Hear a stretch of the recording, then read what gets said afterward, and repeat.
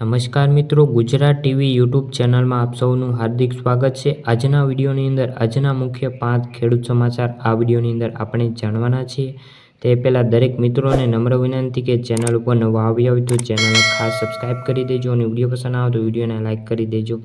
તો મિત્રો, તાર ફેન્સિંગમાં મોટા ફેરફાર કરવામાં આવ્યા છે। ત્યારબાદ 2000નો હપ્તો આઈડી કાર્ડ ફરજિયાત કરવામાં આવ્યો છે।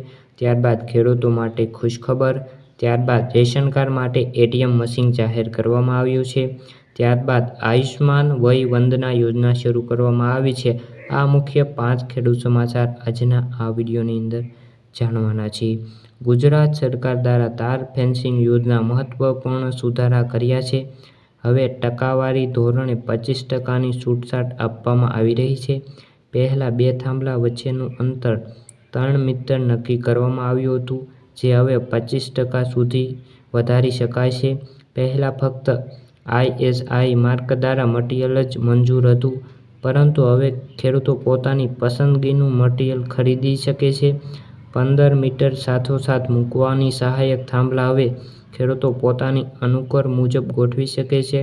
ખેડૂતોને 2 તબક્કામાં કુલ 50%ની સહાય આપવામાં આવશે।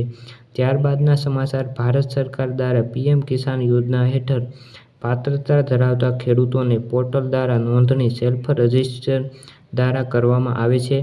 આ નોંધણી 1 જાન્યુઆરી 2025થી અરજદાર ફાર્મર રજિસ્ટર હેઠળ ફાર્મર આઈડી કાર્ડ ફરજિયાત કરવામાં આવ્યું છે। આ આઈડી કાર્ડ ફરજિયાત ખેડૂતો બનાવવાનું છે। પોર્ટલ દ્વારા જે સેલ્ફ રજિસ્ટર દ્વારા ખેડૂતો અરજી કરતી વખતે અરજદારને ફાર્મર આઈડી ખેડૂતની નોંધણી ક્રમાંક ફરજિયાત દાખલ કરવાનો રહેશે।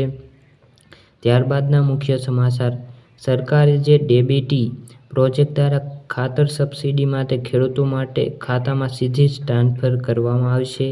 ખેડૂતોને હવે ખાતર માટે પણ સહાય આપવામાં આવશે। આ પાયલોટ પ્રોજેક્ટ માટે કૃષિ મંત્રાલય તેના ડેટા ડીબીટી યોજનાની વિગતો ખાતા મંત્રાલય દ્વારા શેર કરવામાં આવી છે। આ યોજનામાં ખેડૂતો જમીન વાવવાના પાક વિગતો હોય છે, જેના લીધે ખેડૂતોને ડીબીટી દ્વારા ખાતર સબસિડી આપવામાં આવતી હોય છે।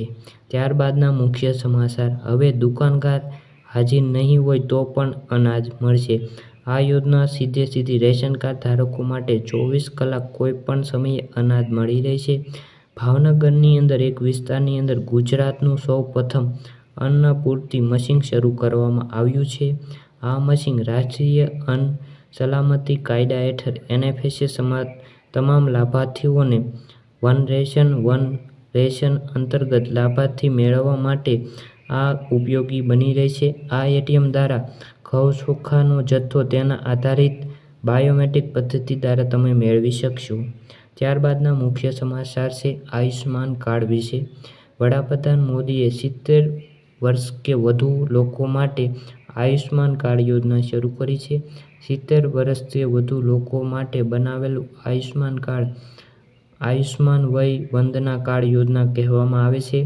આ કાર્ડ આધારિત વરિષ્ઠ નાગરિકો હોસ્પિટલમાં 5 લાખ રૂપિયા સુધીની મફત સારવાર મેળવી શકે છે। ગુજરાતમાં આ રકમ 10 લાખ રૂપિયા કરવામાં આવી છે।